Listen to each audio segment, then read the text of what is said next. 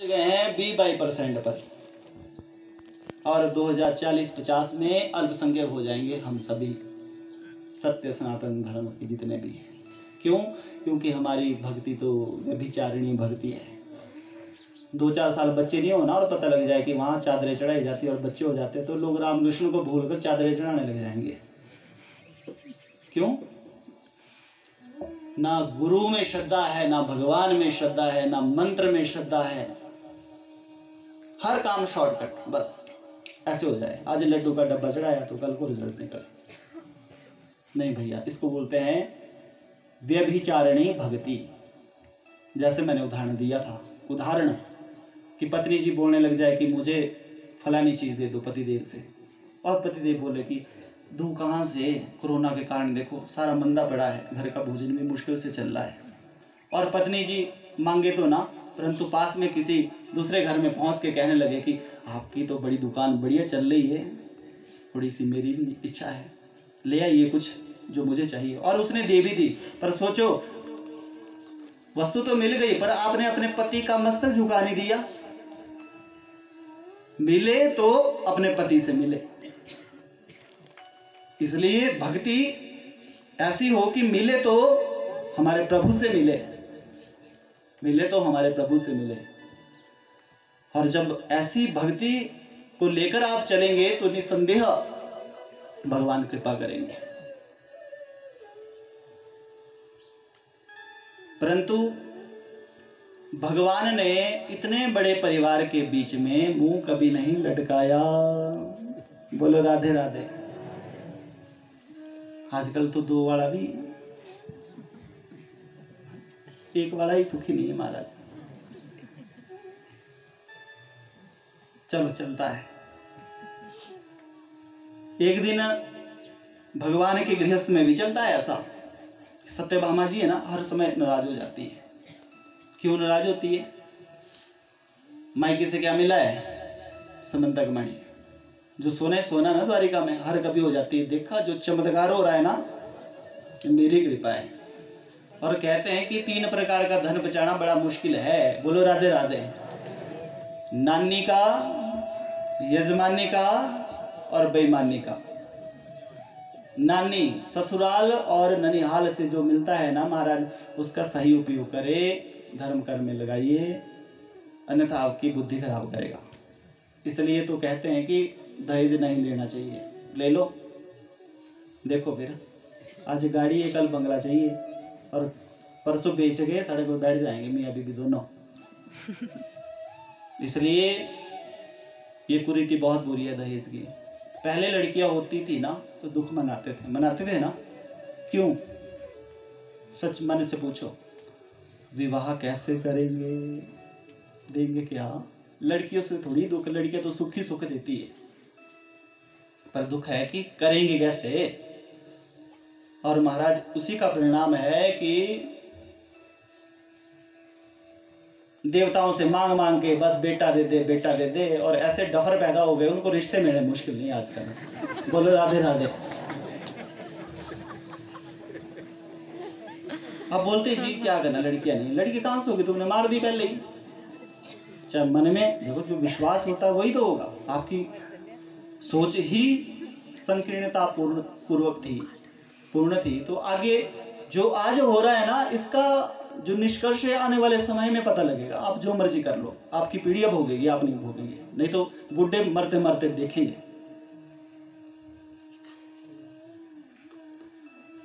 तो सत्यभामा, इसको ही क्लियर कर लेते हैं, पहले पिछला रह गया कुछ है ना। नानी का, ससुराल और ननिहाल से हो गया जी, हो गया स्पष्ट। ये ननिहाल, नानी का, यजमानी का। यजमान जो चढ़ाते हैं महाराज, खूब नोट बरसते हैं सवेरे सवेरे से, है ना।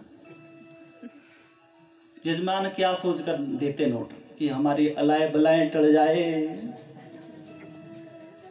और कुछ पुण्य कर्म जो पंडित जी ने किए हैं वो मिल जाए। उन्होंने मेहनत पसीने की कमाई से आपको दक्षिणा दी, आपने ले भी ली। यदि आप ब्राह्मण है तो संध्या वंदन सबसे पहले होना चाहिए, तब आप जितना मर्जी दान ले लो, पच जाएगा। और कुछ लेने की नहीं आदत होनी चाहिए, देने की भी होनी चाहिए। इस धन को सही दिशा में भी लगाना चाहिए। नहीं कि पंडित जी, ये तो फिर पंडित जी लेने वाले हैं। सामान्यतः बात है, कोई भी आदमी जो लेता है ना, प्रतिग्रही कराता है, उसको देना भी चाहिए। आदान प्रदान है महाराज। जो संत होते हैं ना, इनका यही तो कार्य है।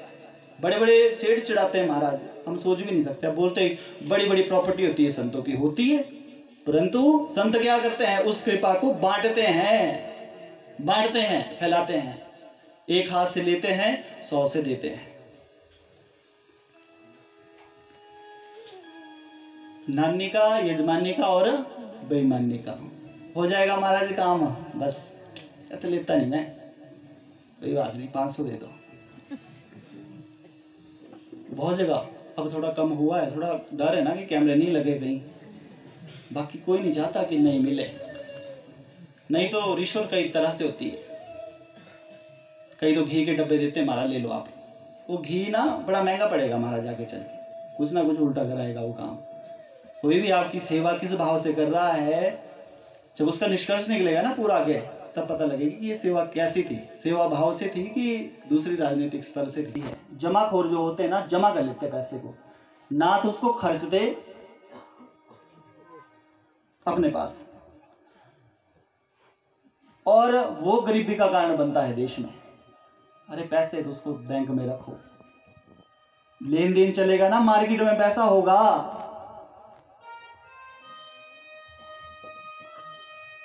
दर नीचे नहीं जाएगी, महंगाई की ऊंची नहीं जाएगी, नीचे जाएगी। परंतु यदि आपने पैसे को अपने पास रखा है तो आप तो देश के ऊपर भी बोझ हो। ऐसा धन किस काम का, जिससे जो अपना कल्याण हो रहा है। बैंक वाले यही तो करते हैं, आपका धन रख लेंगे, किसी जरूरत वाले को दे देंगे, वो अपना बिजनेस फैलाएगा, मुनाफा कमाएगा, बैंक में जमा करेगा, और बैंक वाला बेचारा अपना भी कल्याण करेगा, कुछ टैक्स सरकार को भी देगा और जिसने जमा किया है उसको भी देगा। पर जो असंतुष्ट होते हैं जीवन से, वो अपना जीवन ऐसे ही गंवा देते हैं महाराज। आज सुदामा जी को निर्धन नहीं कहा, परंतु सुशीला जो है वो निर्धन है। और कल्पना कीजिए, घर कैसा है, टूटा फूटा सा है, झोपड़ी, कपड़े फटे पुराने, 1 महीना 15-15 दिन खाने को नहीं होता महाराज। और भगवान से प्रार्थना करती है सुशीला कि प्रभु कुछ कृपा करो। और सुदामा जी को जब बोलती है तो सुदामा जी पता है क्या कहते हैं, 1 माह 2 पाख में 2 एकादशी होए। 1 महीने में 2 एकादशियां होती है। पर मेरे प्रभु दीन दयाल ने मेरे घर नित्य एकादशी होए। अरे धन नहीं है, ये भगवान की कृपा है, रोज ही एकादशियां चली है। और सुशीला भी सोच रही है कि प्रभु इस घर में कभी द्वादशी आएगी भी कि नहीं आएगी। बोलो राधे राधे। परंतु भगवान को पता लग गया कि मेरा भक्त तो बहुत अनासक्त है। एक साधु रूप में आए और भिक्षाम देही। सुशीला ने कहा क्षमा करे महात्मा जी, कुछ नहीं है। बोले ये सुदामा का घर है ना? बोले हाँ। बोले वो तो कृष्ण के बड़े प्राचीन मित्र है, मैं तो तब का जानता हूं जब वे गुरुकुल में पढ़ते थे। सुशीला अवाक रह गई महाराज, द्वारिकाधीश के मित्र, इतनी बड़ी बात और आज तक मुझे पता नहीं। देखिए कितना बड़ा निष्प्रिय स्वभाव है। किसी छोटे मोटे आदमी के साथ हम बैठते हैं तो हमें नहीं लगता कि वो कुछ है, परंतु किस बड़े आदमी के साथ बैठेंगे और उनके साथ यदि फोटो भी खींच जाए तो सबको अपना स्टेटस कोई दिखाएंगे महाराज, ताकि औरों को पता लग जाए कि हम भी क्या चीज़ है। चाहे आपकी ज़्यादा भी नहीं जान पहचान, हाँ महाराज चलता रहता आना जाना, कभी बात हो तो बताना। चाहे बात बताओ तब बजाय सामने नहीं आएंगे, पर बातें उनकी उस तरह की होगी। परंतु द्वारिकाधीश आज सुदामा जी के मित्र है, उन्होंने ये बात अपनी पत्नी को भी नहीं बताई।